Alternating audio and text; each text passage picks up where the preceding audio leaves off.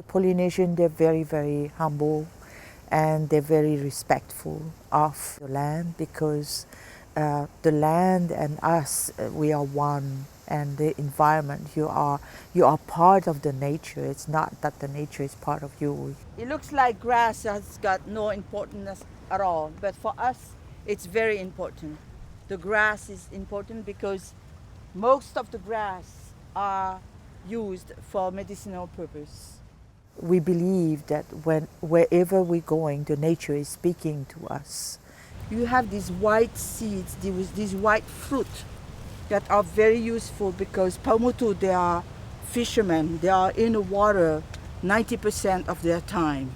They are in the water. They love the ocean. And when you are, of course, in the water, you have your eyes is burning a lot. They squeeze one drop going in your eyes, you know, and the other one. And it really calms the pain when you have eyes that are burned by the water, by the sea. If you look at the coconut tree, can you say that there are different coconut, what do you notice? Are they all the same? How can you see the difference between coconut? You look at this one, and you look at that one, for example, over there on the beach. The Polynesian learn how to use different coconut, and all coconuts are used differently because some of them give really like irregular fiber and they got many strands going from one. But for like this, you have one that's really regular from the top to the bottom. They are long, thick, and regular, and that's really good for weaving. So each knot is very important. The shape, the color. So for example, for Tahitian medicine, we choose the green one and we call it Ha'ari Oviri. So it's a very green one, but it has got an oblong shape as well. So don't stand underneath the coconut tree. Yeah. Come around here. Come around here. Watch out. You're gonna pick that one. There. E o moto. Liha. Okay. Ay te upat on eh. Everything from the coconut. It's not perfect. I didn't get that one. Is this like This one is the flower. We call it raine. So on some of the flowers you see the little coconut here, and then you have all the male flower. Huh? Okay? But this is what we call it owo, but very young. You think there is water inside? yeah? No. Water come out. Yeah. Wow. Oh. It looks like an avocado. Not sweet. Yeah, it looks like See it. in there? Is it sweet? Would you like to try? Will Try it? that water. It's bitter, yes.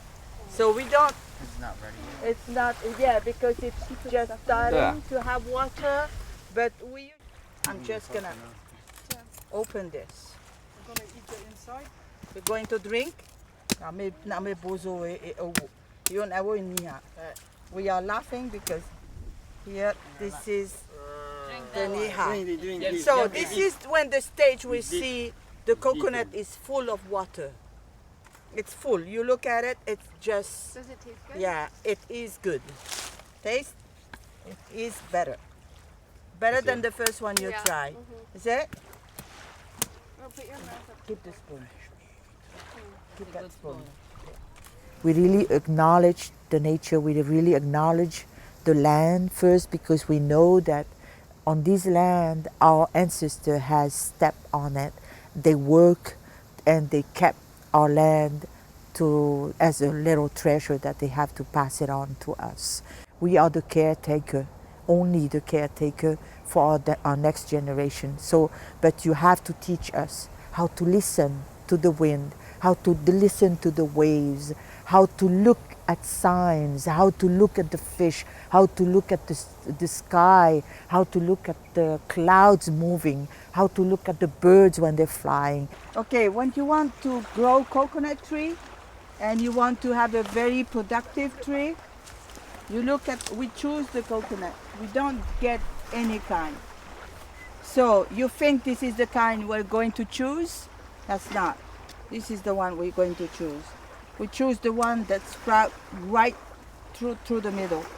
Here, the middle of the coconut. This is a sponge. Here. Look at that. You can eat it? You can eat the. Yeah. You can eat. I do believe that if we want to spread our message, is that they become the messengers, and they will work hard to bring this message that to the world, that we can live by caring for our land, and we have to if we want to have a better life. And the education part is very important, and I do believe that what they learn here, they're going to make it as a framework, you know, and make it as a tool for every other students that wanted to learn about biodiversity, about sustainability, and they have all the potential. They've seen it. We are all counting on them to be the ambassadors, to make the world understand that there are native people living in their environment, in their island. It's very important to understand their culture.